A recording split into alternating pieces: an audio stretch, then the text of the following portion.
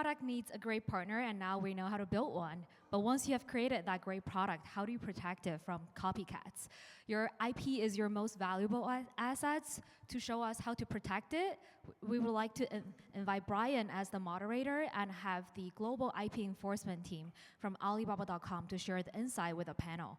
Please welcome Evan Williams, Xinghao Wang, and also Jasmine Xu. You all going up?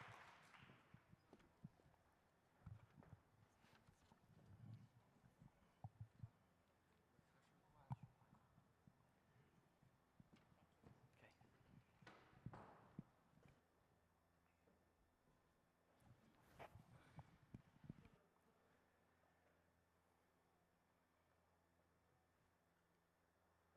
All right. Hello, everyone. Welcome back.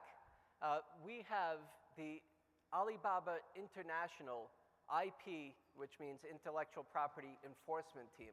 So in the last session, I just talked to you about getting your product and having goods to be able to sell. Now what? How do we protect it? Me as an inventor, I've been through Copycats, and I have 15 issued patents, and I want to know how to protect my intellectual property. So today, Alibaba.com has the IP enforcement team here from Alibaba, which is divided into different sections. And Evan is going to start off and talk about how the Alibaba.com platform starts and how it can help you with protecting. But before we do, if we can all introduce ourselves. Well, good morning, everybody. It's a pleasure to be here and to be talking with all of you. I'm on what's called the Global IPR Enforcement Team at Alibaba International. There are 16 of us spread around the world. I'm based in Washington, D.C. We have a variety of backgrounds. We feel like that makes us a stronger team. So I actually come from a criminal enforcement background.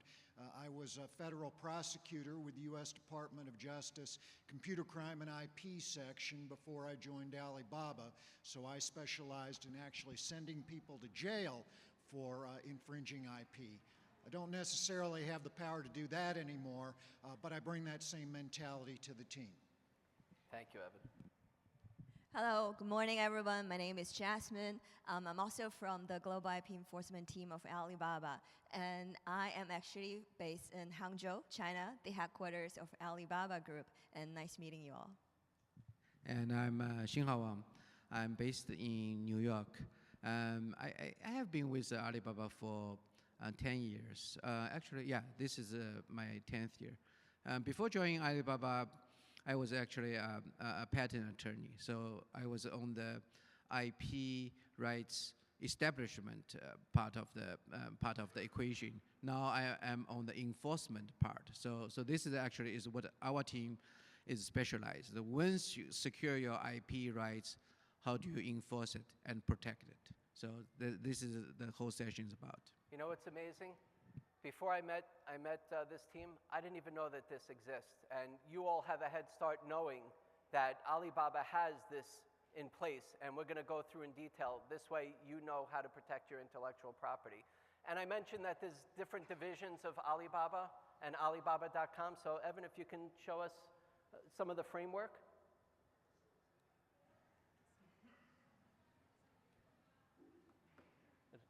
Just trying to get a slide up here, which will make this a little you can easier. start. I mean, I can't get the slide to work.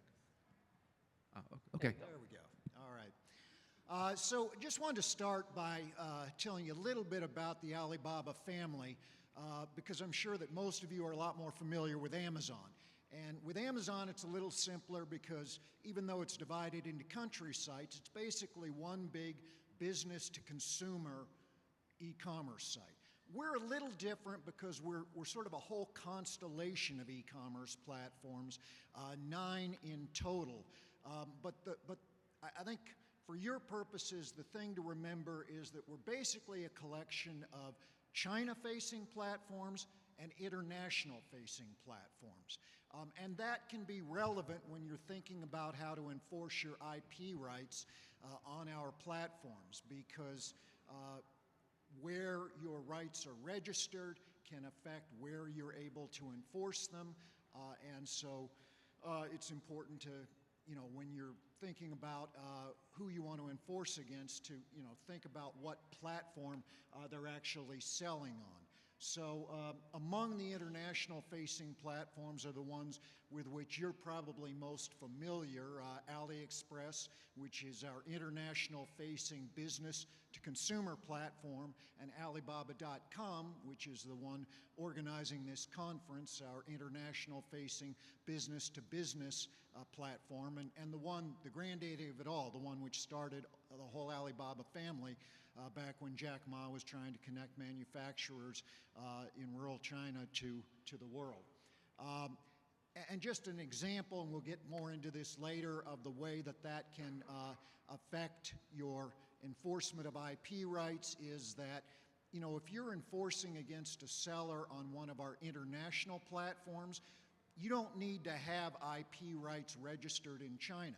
It's enough to have a U.S. trademark or a U.S. patent, because our logic is you're selling internationally, so you ought to be able to enforce in those countries.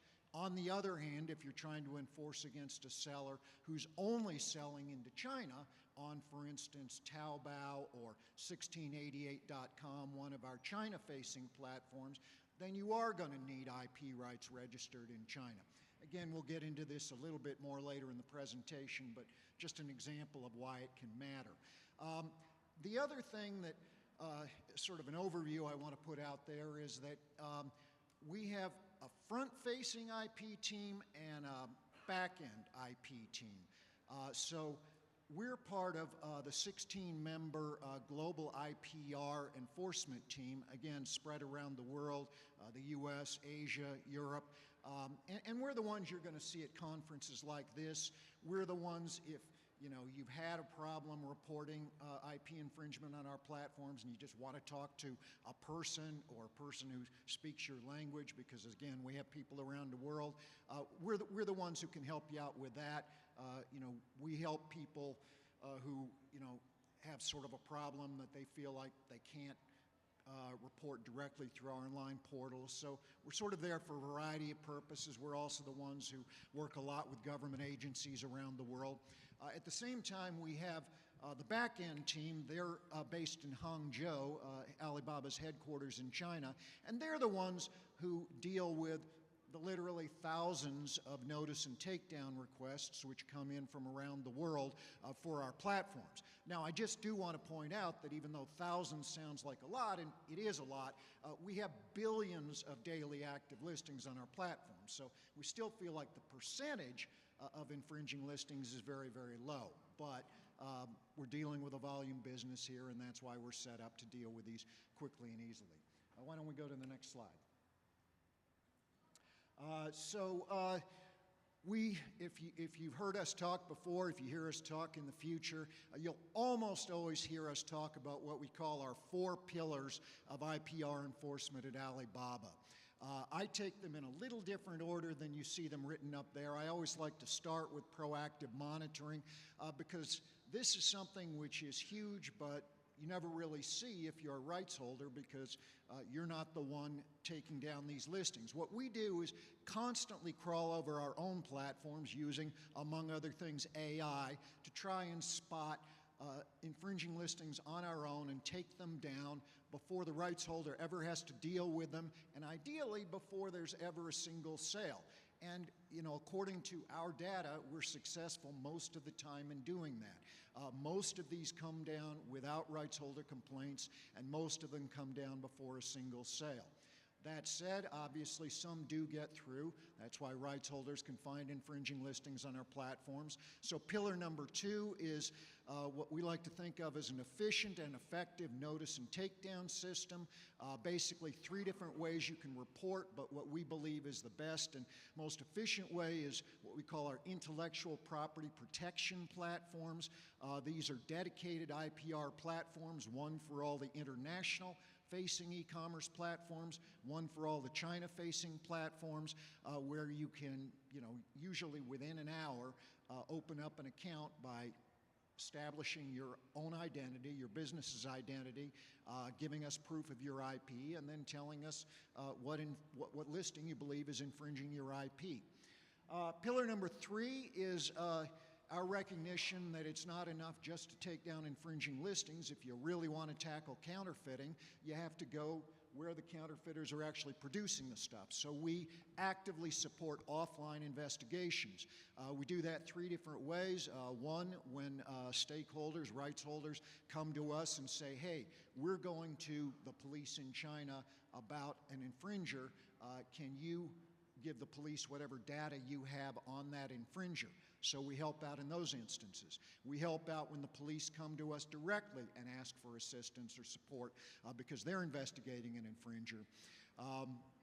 And finally, sometimes we just notice data patterns on our own which don't make sense, and so we'll go to the police ourselves with what we think is evidence of criminality by an infringer.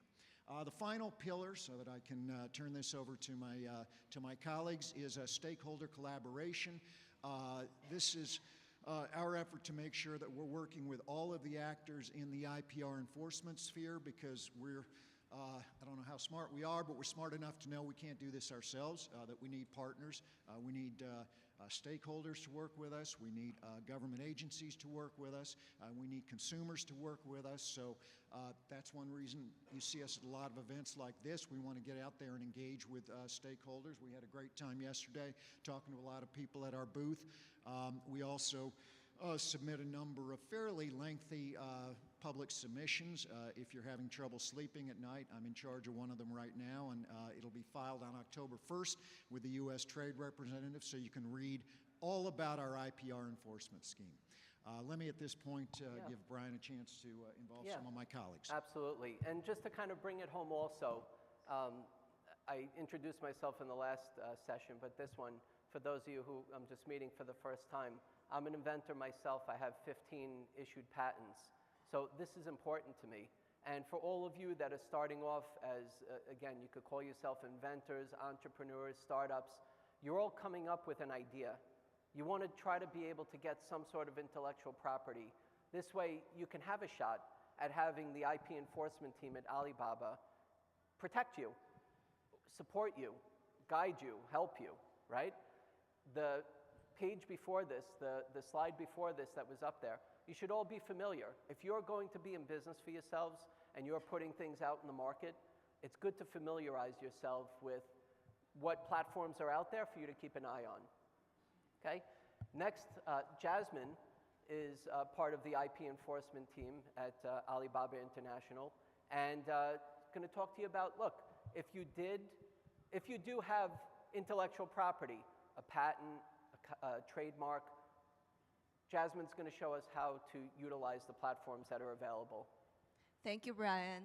And as my colleague Evan just mentioned, we actually have like 2 different kinds of e-commerce platforms, right? The first type is international facing platforms such as Alibaba.com and AliExpress. So we had a dedicated IP protection platform, which you can utilize it to report IP infringement.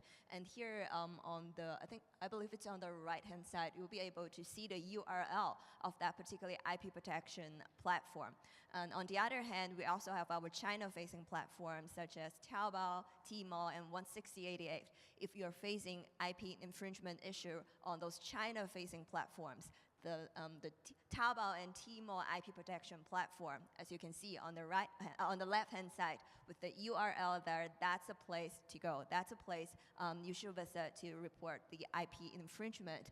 Of course, like here, we just provide a screenshot, the URL, a very brief introduction. But if you're interested, we invite you to take a look, to go into the platform, and it has a streamlined process. So it's pretty sufficient and pretty straightforward to report IP infringement. There are 3 required elements you need to provide in order to submit a successful takedown request. The first one is let us know who you are, your identity. Right. The second type of information is your IP right, because we need to make sure you are indeed the owner of a proper intellectual property right. And the third type of information we need, and that's very crucial, it's what is the infringement. In addition to the URL of a particular listing, the review team at the back end also needs to understand where the infringement is. So that is very crucial for you to provide supporting evidence to support the infringement. And as we mentioned, it is a portal with streamlined process and very efficient. Based on our data, 98% of the listings being reported will be processed, the takedown submissions will be processed within 24 hours. And if the required documents are properly provided and the infringement is properly identified, most of the time, these kind of infringing listings will be removed properly within 24 hours as well. Yeah. And as I mentioned, it is a very efficient tool. So instead of reporting each listing, like one listing per time, you can actually submit a report up to 300 listings in batch in a time. So if you're interested, feel free to stop by our booth after this session and we can talk about it. Thank you, Details. Jasmine. Now, when you say IP rights, what intellectual property are you talking about? Right, so we understand for different brand owner, different rights holder, you probably have different kind of intellectual property rights. So it doesn't really matter if you have your trademark, if you have a copyright, or if you have your patent. All these kind of intellectual property rights can be used as your intellectual property basis when you submit takedown requests on these platforms. Thank you. Thank you for that, Jasmine. We'll have some time to ask some questions afterwards. And next we have Xinghao. He is going to go over, so we have a patent. Maybe we have one in the US, maybe we have one overseas. Maybe you can share with us kind of the geographical protection that Alibaba International can help us with. Right. And I would start with these two platforms. Right. One is for the IPP platform. One is for China facing. One is for international facing. So to utilize or take advantage of those two platforms, you at least have two types of patent. Right. One is in China. One is, for example, some major jurisdiction, U.S., European countries outside China. So with those two types of intellectual properties, then you can take advantage of our IPP platforms and enforce both in China as well as on our international facing platforms. Now, one thing I do want to point out is because we are actually a Chinese company, your Chinese patent can, Chinese IP rights, not just patent, can also be utilized to enforce on the international IPP platform. So I give you an example. For if you are sourcing from Alibaba.com, and if you have a Chinese trademark or Chinese patent, you can actually enforce on Alibaba.com as well, even though Alibaba.com is international facing. So that's one aspect of our own ecosystem. Now, another aspect I want to say is you have to have protection at least in where you supply the goods, right? I mean, if you're in this room, you're probably likely trying to supply your goods from China. You need protection there. And also where you are selling and where you want to sell, right? So those are two geolocations that you have to have some kind of a protection at least. The third thing I would want to emphasize is the timing, right? So ideally, of course, you have protection before you even reach out to your suppliers. But most of the cases, it may not be ideal from business point of view. But the critical thing is, especially for patent, there's a limited period of time where you're able to secure your IP rights, or especially for patent. You can copyright. You have an automatic protection once the copyright is created. Trademark, in the U.S. at least, you can start to use without registration, and you have a certain rights by using that. In China, it's different. In China, you have to register, but the timing is probably less critical before you start to sell. But patent is very critical. Patent, the time start to click when you have the invention, right? And once you reveal your invention to the public, like in some countries in China, you actually lost the rights to protect your right.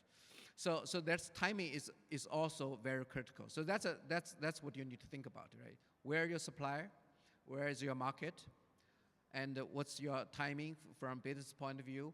Those are things that has to be a critical consideration in securing your rights. But once you have those rights secured, then not just on our platforms, right? Amazon, all those major platforms have a channel for you to enforce your IP rights. And this is also critical.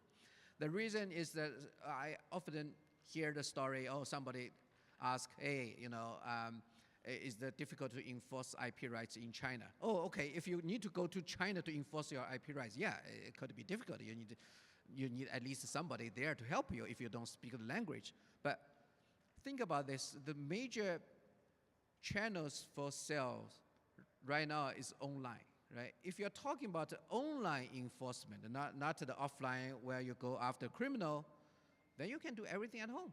If you're familiar with all the channels, regardless where the market is, you can submit a takedown request at home. You can monitor the platforms at home. So everything can actually be done at home. And if you actually enforce your IP rights on all those major distribution channels, I think you probably control most of your issues to begin with. So those are things I think are relevant consideration with respect to where you want to file and when do you want to file. And when we're talking about going through the platform that Jasmine mentioned, to be able to submit online, we should have an issued patent, an issued trademark, or can it be patent pending or intent to use trademark? Usually, it needs to be issued. It should be issued. The IP right needs to be properly secured before you submit your takedown request on the platforms. You know what I do also to support my intellectual property? So let's say I have a patent, I have a trademark, but on my patent, right, my design of my invention, I file a technical drawing copyright. So I have that as something else, and that's worked pretty well for me also to protect and it's cheap. I think it's like less than $100 to file a technical drawing copyright. I interviewed on National Inventor Club, I interviewed the copyright office. They show you step by step how to file a copyright. It's really easy. Again, you can get a patent attorney or agent to help you to do that, or an intellectual property, but you could probably do it yourself. I actually want to add to that. There is also, I think Brian mentioned this in his previous session, there is something called a provisional patent, right? The provisional is actually not a patent, it's just the documents you submit to the USPTO to secure your prior date. Basically means that's the date of my invention.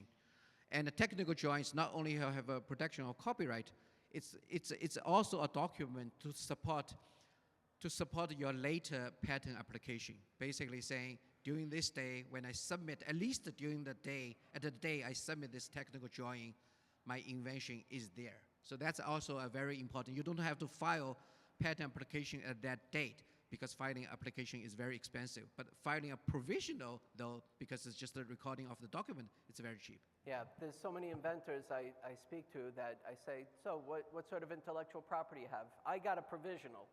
Well, that's not a patent, it's a filing date. It gives you the right for 1 year to say you're patent pending before you convert it to a non-provisional, otherwise known as utility patent. Or if it's ornamental, you could do a design patent.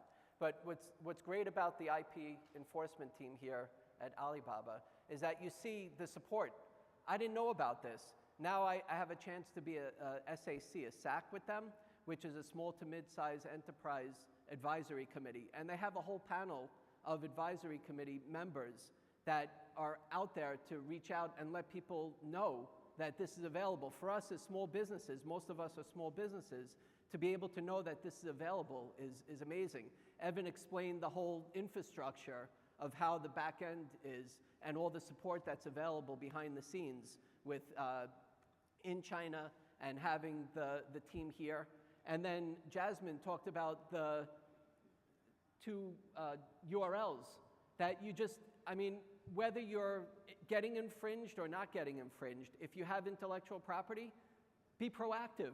Go on there, set up the account, be prepared to give your documents, your patent information, your business information, and protect yourself. This way you're putting people on notice not to mess around with you, right? Or to have them not mess around with them. And Xinghao spoke about, look, we want to be able to protect ourselves in all countries. Look, I manufacture locally in the US and also overseas. And a lot of inventors are like, you know, Brian, I have to make it in the US. I understand, and I want to also. Sometimes we can, sometimes we can't, because it could be the price, right? A lot of times the price in the US is still a little bit high. If I don't manufacture it overseas, then I'm not going to be in business. I'm not going to have you pay more than what you would pay retail, right? So unfortunately, we might lose a little bit to start with, but now you have this protection. But what Xinghao is talking about is that you have access, and the point I was going to make is, so let's say I manufacture my product here in the US. Can't somebody buy it here and send it to another country anyway and make the same thing, right? That's why I think that having intellectual property protection, having a patent, having a trademark, having a copyright is good, right? Because if you don't have it, then you don't have this type of support. So I think this is really, really important, and my goal is to get this information out. I'm happy they're here to, and you're all here to get this information, because you should definitely take advantage. If you don't have intellectual property, get it. And then you have the support of Alibaba International team here, IP enforcement team, to be able to help and support you. Okay? Well, I think there's a couple more points I may make, then we can go to the audience for questions. Now, my actually throat a little bit dry because yesterday I talked to so many different people, and one thing is actually pretty clear: is most, if not all, vast majority of the people here who wants to make a product rely on patents, right? Not trademark, not copyright to some extent, but I actually didn't even hear one question about trademark. It's all about the patent, all about the patent. Now, the one thing I want to point out from enforcement side, and generally speaking, enforcing a patent is difficult, right? And it's involved technical aspect of your patent claims, and it's difficult to draft a patent. It's difficult to get a patent approved. But on the online enforcement context, and in fact, most of your issues you're going to face is a copycat, meaning the product you want to get rid of is the identical copy of your own product. Of course, by definition, if it's identical to your own product, then your invention is embedded in that product. There's no need to do any complicated analysis. Your invention is in that product because it's in your product as well. Now, to submit a successful takedown request, you do need to provide an analysis report, basically saying, hey, at least one of my patent claim, every single feature of that patent claim can be found or can be correspond to a part of the product that is infringing, right? You cannot compare to your own product. You have to compare to the infringing product, even it's 100%. And you cannot compare that infringing product to your own product. You have to compare the infringing product to your own patent, even though you know it's there. But you have to point this out. Now, if you're talking about between Apple and Samsung, this could drag into a litigation of 10 years, talking about all the similarity, talking about whether there's likelihood of infringement. But for you, it's identical, right? As long as you can identify that part on your own product, you should be able to correspond to that product on the potentially infringing product. So this analysis itself is actually not complicated. And I believe once you're familiar with the process, you're able to do it yourself even without attorney's help. But if you need an attorney's help, ask attorney's help to get through the initial step.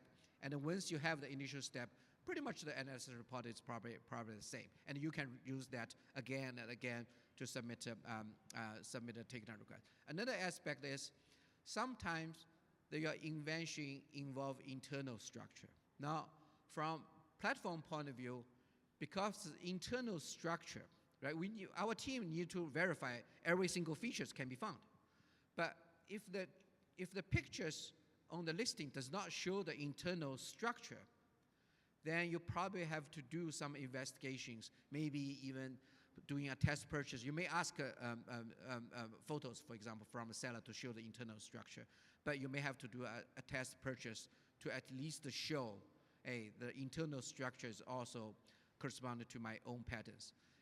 And this is, sometimes people say, oh, this is onerous requirement. Hey, but yourself, if you don't see the structure yourself, how do you know it's actually infringing, right? So even for yourself own sake, before you submit a kind of legally binding claim in good faith, you probably need to do that investigation yourself to begin with. So that's something I want to emphasize because because I heard so many questions about patents. I want to provide those tips. But then we can direct to any questions you have. I just have one point to make relate to what Xinghao just mentioned. I know it sounds very technical how to kind of draft a patent infringement analysis report, right? But if you visit our IP protection platform and if you register your account, you'll be able to see a template of this patent infringement analysis report. So it's pretty easy, like the structure-wise, like the draft is it's there.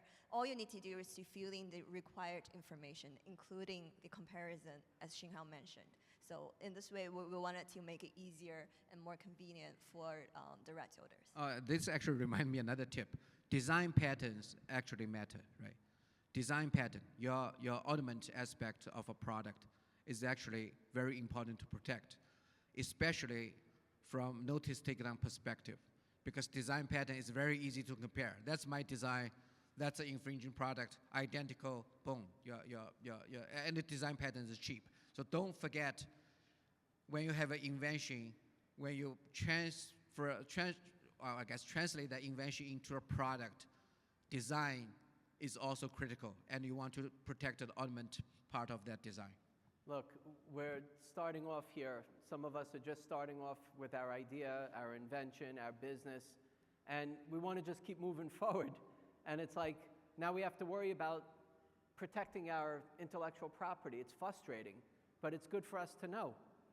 For me, I was on QVC myself with several products, and one of them particularly did really well. And all of a sudden, I had copies of my invention being made and sold and online on different platforms.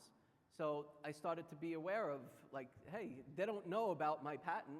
Maybe they just saw it and took a chance, or maybe some of them looked at it and said, I don't really care. I'm going to give it a chance. But having a patent issued helped me to make a difference to be able to take it down. And whether it was on Amazon.com or AliExpress or whatever, I have those rights. And that's what is really important, and that's the message that I like to let my community know, that there is some support here, but you got to keep moving forward. There's so many inventors that are like, you know what, I want to work on my idea, but I'm afraid somebody's going to rip it off. How about talking about making money first? You know what I mean? If you put all the pieces in place to do the best that you can to protect yourself and give yourself a shot of changing your life or starting your business, being an entrepreneur, then do it. At least you know what is available to help you along the way, right? Keep moving forward. And these type of support and resources are available for us to do that. Yep. The copyright technical drawing copyright, can you do that for both design and utility drawings? So we are talking about the two different aspects, right? The drawing itself has a copyright protection, right? Because it's like all the drawings, like a portrait you draw. What I'm talking about is specifically for provisional patent, right? Provisional basically is a document who support up to a year to a later patent application. Basically saying, during that day, my invention was created, right? So the technical drawing, now we are talking about the technical aspect of that drawing. It has to sufficiently support that your later patent claim was indeed invent at least at that day. So Xinghao, in my utility patent that's issued, I have illustrations in there. Those illustrations can be the design that can protect when we file the That takedown? also is Okay. true. But keep in mind, the technical drawing could be just a sketch of your own, right? It does not have to be the patent drawing. Those are completely different aspects. All you need to do is provide enough evidence. It does not have to be a patent drawing. You can have your own write-up. You can have your own, even just handwritten stuff, as long as the document provided the evidence to support later patent filing. Because otherwise, you get a patent filing date as your priority date, right? But if you have a provisional, then you can trace back to that provisional date. Oh yeah, then the copy. Yeah. I've done it. I have technical drawing copyrights and it's helped me. Only the design. Only the design. That's something different. But I just have it. You know what I mean? It was like $65 and I got a copyright on my technical drawing of my invention. Yeah. Yes. Yep. I just want to make one point. You know, this is really important. Sometimes it works, sometimes it doesn't, because you have to kind of prove your IP, your intellectual property. I could tell you from my experience, I've negotiated with factories that have copied my inventions. I've represented not as legal, but as kind of the, you know, I represent, but I'm not an attorney, to be able to make a deal with the factory. Listen, I'll send a cease and desist. Will they respond to it, react? Maybe, maybe not. Maybe I can make a deal with them. Maybe they can sell it and I can earn a royalty from it. Maybe I can negotiate a deal where I get paid on their sales. And I've done all these with inventors, working with factories overseas.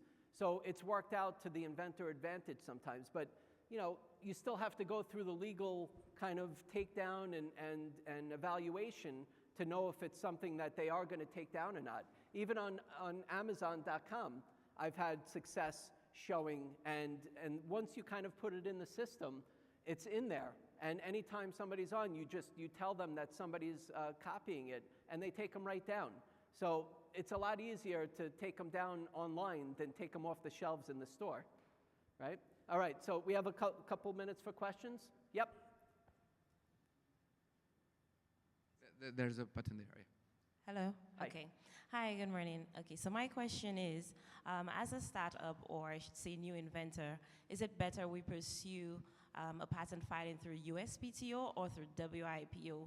And if you have experience with WIPO, what's that process like? I think you're talking about the PCT filing, most likely. Yeah, just for the audience to know, U.S. Patent and Trademark Office, USPTO.gov. Then there's also WIPO, which is the World Intellectual Patent Organization. Yeah. So you have to file in the U.S. first, because if you invent it in U.S., you have to file with USPTO first. But there are two types of filing. One is, well, I mean, put a provisional aside. One is just a U.S. invention application. Another possibility is to file what you call a PCT. This is essentially agreement among different countries that you file one document, then later on you can enter into different countries, including U.S. So this is just two types of filings. Then you can discuss with your attorney. Any attorney with a familiarity with a patent application can help you with that. Yeah. Okay. One more question we have? Yep.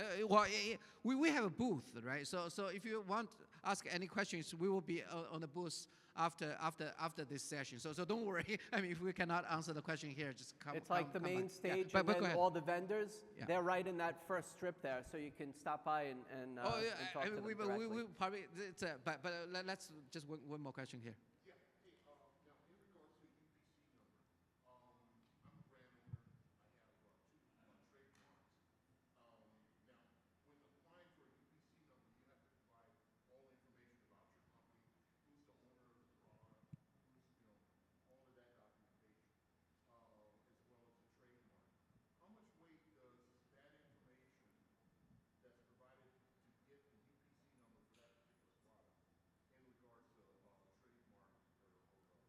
So I think what you're talking about is maybe Amazon give you a UPC number for that trademark. For us on the IP enforcement platform, right? If you start to sell, then you will have some kind of UPC. But when we're talking about enforcement aspect, we don't care about the UPC. We care about your certification. The document prove you secure the trademark rights. That's what you need, not the UPC code. We don't care about the UPC code. You're talking about gs1us.org, right? So that's where you give a description of what you're selling, and it goes into an organization. It's not really for enforcement. It's when somebody zips the barcode through, it lets the store know. And yes. right, so it's not. This is for connected. commercial purpose, not for the enforcement purpose. It's not intellectual property, in my Yeah. opinion. Yeah. Because I figured, with that, because you had, I enterprise so much information about my company, about the products, in order for them to issue the UPC. Right. This actually is a good point I want to point out. When you're talking about enforce your IP rights, we do not care even what kind of products you put your trademark on. This has nothing to do with your trademark rights. Your trademark rights, basically, I have a trademark in this category of goods. For example, you say, oh, I actually don't know, because there's classifications of a trademark, right? If you secure a trademark in that class, any products fall into that class, regardless whether you or yourself produce or not, are protected. As long as somebody put your trademark in that class, then you can submit a takedown request against that. It's a class. It's class, not just your own product. It's protected in that class. All right. Thank you, everybody, for joining. Yep. Hi, my question is. I mean, we can answer. No, I don't think we have any session. Is there? Okay. Then go ahead. Hi, my question is, I'm an inventor of a fitness mobility board. I have a provisional patent that and also have a prototype that I've been working with manufacturers through Alibaba. And I've been posting on social media my board and how to use it and things like that. And then just recently, I had found a supplier from Alibaba that had copied my design. They had made a smaller version of my board. But now, since I have a provisional patent, does it give me any rights or protection? I think Brian just made this clear. If you only have provisional, you don't have the protection yet. But that does not mean you do not have the power, because you do have the provisional, right? You can tell, if you want to sell the dispute, you can tell, hey, I have a provisional. I'm going to file patent. If you do this, I'm going to later to sue you. In fact, it actually could give you a heads up. You know, okay, somebody make this modification. Maybe when you file the patent, if the attorney can say, hey, that's specifically file a claim against that, if your provisional support that modification. Before, right? yeah. So now, because remember, from platform point of view, the easiest thing to do is feature 1, portion 1, feature 2, portion 2. Everything corresponded. If you can do that, if the patent claims specifically drafted against that infringing product, then it becomes easy. There's no dispute. It's the same. A patent claim here, patent claim product here. So in fact, you may actually want to ask your attorney to draft a patent claim against that product specifically, because it's supported by your provisional. And first, the U.S. is first to file. So make sure as soon as you work with your. Oh, no, it was a different company. That's another way to do it, right? Because the company you're working with is actually your ally, right? Because their business success is depending on your business success. Right.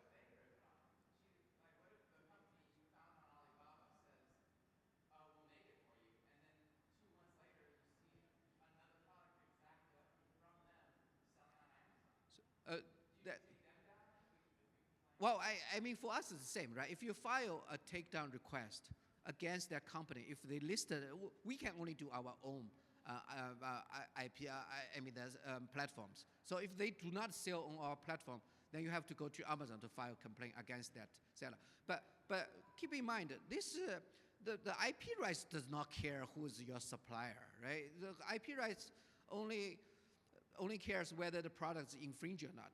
It does not care who's behind it, right? If you, for example, sometimes we receive a urgent request saying, oh, I file against my own suppliers.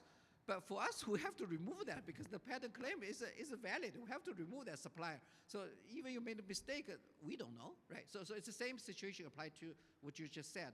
If the supplier try to sell an infringing product and it's not your authorized product, you can still fight against it. It's the same. You know what? If the product comes into the U.S. and I'm first to file and I have a patent, now I can take them down. Right. I have to go to another session, everyone. Yeah, you know, if you have any more questions, we will be there today. So, you know, just drop by and ask more questions.